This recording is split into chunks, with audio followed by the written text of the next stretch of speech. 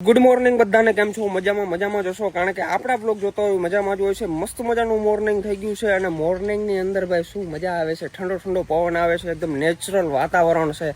આજનો દિવસ ખબર નહીં બહુ મજા આવે ને એવો છે. એકદમ હે ને વાદળછાયું વાતાવરણ થઈ ગયું છે. રાજસ્થાનની અંદર તો વરસાદ બહુ પડે છે, અહીંયા આદર જેવું થઈ ગયું છે. એટલે અહીંયા હે ને ભાઈ નેક્સ્ટ લેવલની મજા આવે છે, નેક્સ્ટ લેવલની. હવે ભાઈ છે ને બાકાજી કી મારે બોલાવવી છે થોડીક વારમાં. સૌથી પહેલા આપણે પેટ પૂજા કરી લઈ. પેટ પૂજા થઈ જાય ને પછી બાકાજી કી બોલાવવાની મજા આવે. હમણાં હે ને આમ ફરવાનું ગયો તો થોડુંક માઇન્ડ ફ્રેશ કરવા ગયો હતો, કારણ કે આ વિરોધું બહુ થયા હમણાં. વિરોધું થયા ને એટલે મેં કીધું થોડુંક માઇન્ડ ફ્રેશ કરતો આવું, થોડીક મજા આવી જાય. તો માઇન્ડ એકદમ ફ્રેશ કરી એવો છું ને. હવે જો તમે બાકાજી કી બોલે નહીં, સૌથી પહેલા પેટ પૂજા કરી લઈ. ભાઈ સવારમાં મારા જેવું કોણ ખાય નહીં મને કહેજો. મને છે ને ભાઈ પીઝા ફ્રીઝા ભાવે એવું કઈ નથી, પણ બહુ ઓછું લિમિટમાં ભાવે છે. હું સૌથી વધારે હું ખાઉં સવારમાં ખબર છે? સવારમાં માણસ છે ને રોટલી ખાતો હોય, પણ હું રોટલો ખાઉં સવારમાં. જો આ છે મસ્ત મજાનો રોટલો, આ છે મસ્ત મજાનું માખણ અને આ છે લસણ વાળી ચટણી. આ વસ્તુ જે ખાવાની મજા આવે ને સવારમાં, નેક્સ્ટ લેવલ ભાઈ, નેક્સ્ટ લેવલ.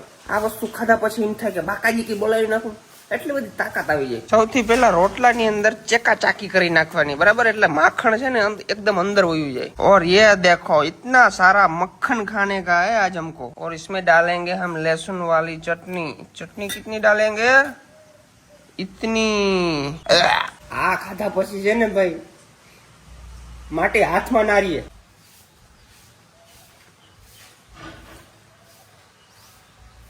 શું વસ્તુ છે યાર, મોઢામાં મેળે ભેરું ઓગળી જાય. ભાઈ માખણ છે ને તમારે ઓવર લિમિટ ની અંદર જ નાખવાનું, બાકી મજા ના આવે. એક્સ્ટ્રા માખણ હોય ને ફૂલ. કોક એમ કે તો આ ભાઈ શું ખાસ હોય યાર, એટલું બધું માખણ હોય. પણ એટલું માખણ ખાય ને તો જ તાકાત આવે અને તો જ મજા આવે. वाह वाह वाह. तुम्हारे भाई को थोड़ा तीखा लगने लगा है नाश्ता करने के बाद, इसलिए हम खाएंगे केला. આ કેળા છે ને ભાઈ નેચરલ કેળા છે હો, કે પકાવેલા કેવા કઈ નથી, અહીંયા જ પાકેલા છે ડાયરેક્ટ અંદર. ચાલે તૂટી જાય. યે રહા, વાહ ક્યા બાત હે. ગાઈસ મારે છે ને અત્યારે થોડુંક બહાર જવાનો વિચાર છે, થોડુંક કામ છે, ખંભાળિયા જવાનો વિચાર છે. પણ સૌથી પહેલા મારા મમ્મીને તમને બતાવું, કારણ કે મારા મમ્મી કેટલા દિવસથી આ વ્લોગમાં નથી આવ્યા. મારી મમ્મી શું કે ખબર, વ્લોગ ચાલુ કર ને એટલે મને લેજો, મારી કમેન્ટ બહુ આવે છે. બરાબર છે, સાચી વાત છે. બહુ ભરતા ફેરી આવતી એટલે હવે ભરત રખડવામાં ચડી ગયો. આપણે જો કે મોજ આવે ને આ બધા ઘરના કામમાં ધ્યાન દેવું. આ શું કરે છે? ઉઠીને બસ હાઈ ગેસ ને હાઈ લેસ ને એમ કરતો નીકળી જાય. આપણે એવું કઈ હોય નહીં, આપણે તો પરંપરા ઘરનું કામ તો પેલા કરવું પડે. ઘરને મેલી ઘડી, ઘર મેલે બે ઘડી. એટલે આ ડાયલોગ આપણે ઘણી વાર કોપી માર્યો છે, દેવા ખબર નથી થવું આપણે. કઈ વાંધો નહીં. ઘઉં જોખાઈ ગયા કાલે. જો કે બહાર ગયા તા બધા ચાંદલામાં ને, પણ વાહેથી બધા મજૂર જોખી ગયા, પોટલા બધા ખાવા રાખ્યા. કુતરા ભોય હજી કોઈ હગાવાલા ને આ તે કોઈ કુતરા ભોય. મિત્રો કુતરા સાંભળો, ઈટા વાડીમાં તો કુતરા જ હોય ને. વાડીમાં હાલો વાંધો ને, આ ડબલ મીનિંગ થઈ ગયો. કઈ વાંધો ને. આ શું કરશો મમ્મી? જો હવે બસ એટલા ઘઉં છે ને રાખ્યા છે. અચ્છા, હજી આમાંથી એકાદ જણા દેવાના, બાકી બધા જોખાઈ ગયા. અચ્છા. અને પૂણા 200 મણ જેવા થયા છે મિત્રો. આપણે 7 વીઘામાં એટલા વાવ્યા એટલે બહુ આની કઈ મહેનત ની કેવી મહેનત કરવી પડે, કેવું ના કરવું પડે કઈ ખબર ના પડે. હવે ખબર પડે કે થોડીક મહેનત કરી તો 50 નો આશરો આવી જાય વીઘે. જો ભાઈ મસ્ત મજાના આપડા ઘઉં છે. આ ઘઉં ને છે ને ચોખ્ખા કરવાના બાકી છે. તો ચોખ્ખા જ કહેવાય, પણ ટૂંકમાં હજી આને છે ને આની અંદર ફોતરી હોય નાની નાની, એ બધી દૂર કરવાની બાકી છે. આમાં છે ને પથ્થર પણ છે હજી. તો તમારો ભાઈ એકદમ નાઈ ધોયો થઈ ગયો છે, મસ્ત મજાનો ફ્રેશ તૈયાર. અત્યારે હું નીકળું છું ખંભાળિયા માટે, કારણ કે ખંભાળિયા આપણે થોડું જોયું બેંકનું કામ છે, થોડું ગોટાગોટી વાળું થઈ ગયું છે. એ બધું આપણે પ્રોસેસ કમ્પ્લીટ કરવાની છે, એકદમ સુધારવાની છે. તો ચાલો નીકળી ફટાફટ ખંભાળિયા માટે. ગાડીની હાલત જોયો તમે, કેટલી વાર બતાવી હું ગાડીની હાલત તમને. ગાડીની હાલત જ બતાવું એક બ્લોગમાં. પણ હું શું જેવો, મને છે ને બહુ કઈ પણ વસ્તુને હાચવાનું નંબર બહુ.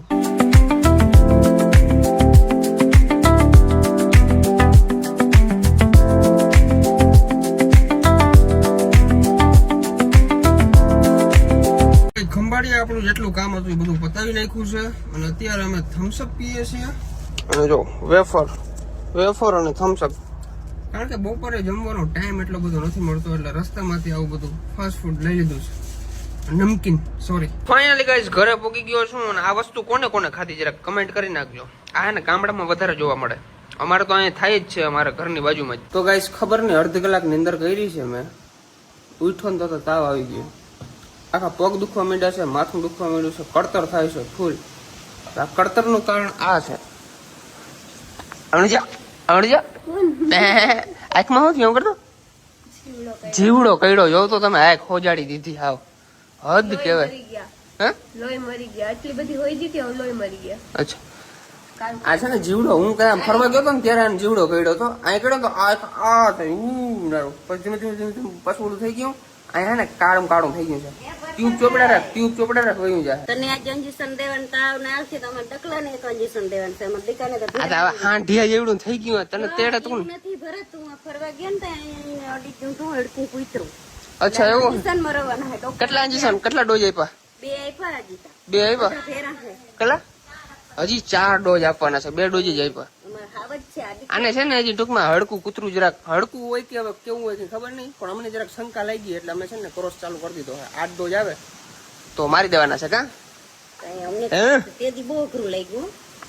હેઠું ઉતારા ને હેઠું ઉતારા ભાર નથી લાગતો અમે. કેવું લાગે આજે તો કોરકડું થઈ ગયું. હમણાં પોઝિશન આઈડા એવું નહીં હું થઈ ગયું રે. તો ગાઈસ ચાલો ફટાફટ મેડિકલે જતા આવી અને એકાદી 2 ગોળી લઈ અને પી લઈ. કારણ કે હું ડોક્ટર પાસે નથી જતો યાર. ડોક્ટર પાસે જાઉં પણ સિરિયસ કેસ હોય ને ત્યારે જાઉં. નોર્મલી કેસ ની અંદર હું ડોક્ટર પાસે નથી જતો. જ્યાં આપણા પગ દુખતા હોય છે, હાથ દુખતા હોય છે, માથું દુખતું હોય છે, પેટમાં દુખતું હોય છે, તો એ બધી ગોળીઓ તો આપણે મેડિકલ માંથી પણ લેતા આવડે છે તો ત્યાંથી લઈ અને પી લો.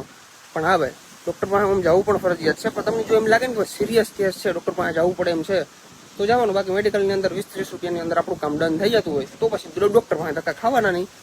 બાકી જવું પણ જરૂરી છે કારણ કે ભાઈ આપણા શરીર જોડે ક્યારે રમવાનું નહીં. બરાબર? આમ થઈ જાય ને આમ તેમ થઈ જાય, ક્યારેય એમમાં રહેવાનું નહીં. તબિયત ક્યારે બગડે તેને ખબર નહીં. પણ મને તો ખાલી પગ જ દુખે છે જરા જરા, એટલે મને ખબર છે મારે કઈ ગોળી લેવાની છે અને ગોળી પીધા પછી 1 કલાકની અંદર મને કમ્પ્લીટ થઈ જશે. તો ભાઈ ગામમાં ગયો તો મસ્ત મજાની આપણે મેડિકલેથી દવા લેવો છું, ગોળી લેવો છું, પણ ગોળી પીધા પહેલા કંઈક જમવું પડે. જમવાનું ફરજિયાત હોય. બપોરે જમ્યો હતો પણ એ તો બહુ મોડું થઈ ગયું. અત્યારે 6 વાગવા આવ્યા છે. બપોરે જમ્યા હોય અત્યારે થોડું વાર તો આપણે ગોળી પીધા પહેલા જમવું જો ફરજિયાત છે. તો આપણે ખાશું ઘૂઘરા ખાશું. ઘૂઘરા કા હે આજ ઘૂઘરા જેવી થઈ ગઈ. ઉપાડો હતો વાંધો નહીં. જરૂર છે તને થોડી જાજી જરૂર છે. હા મને કેવાનો ઉપાડો હતો? કઈ નતો. દીકરા મારું રોસ્ટિંગ કરે ઘેર બેઠા બેઠા. કઈ વાંધો નહીં. હાલો નાસ્તો કરી લઈ. આ નાસ્તો કરીને વધારે માંદા પડી મને ખબર છે, પણ બીજી કઈ વસ્તુ ભાવતી નથી મને. આવી બધી વસ્તુ હોય ને ભાવે તો પછી ગોળી પી લઈએ આપણે. તો અમારા માટીને છે ને ઇન્જેક્શન આપવાનું છે અત્યારે. બરાબર? ઇન્જેક્શન ખાવું છે ને તારે? હે આ ઇન્જેક્શન આપણે છે ને ભાઈ આપણા ગલુડિયાને આપવાનું છે. કઈ ખબર ના પડી. લે દેવાઈ ગયું શું થયું આજ કેમ એમ થયું?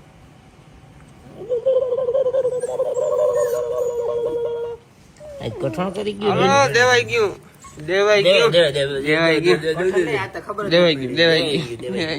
તો આજનો બ્લોગ કેવો લાગ્યો જરૂરથી જણાવજો. ચેનલની અંદર ન આવો તો સબસ્ક્રાઇબ કરી નાખજો, લાઈક કરવાનું ભૂલજો નહીં. મળીએ એક નેક્સ્ટ બ્લોગની અંદર. ત્યાં સુધી બધાને બાય બાય.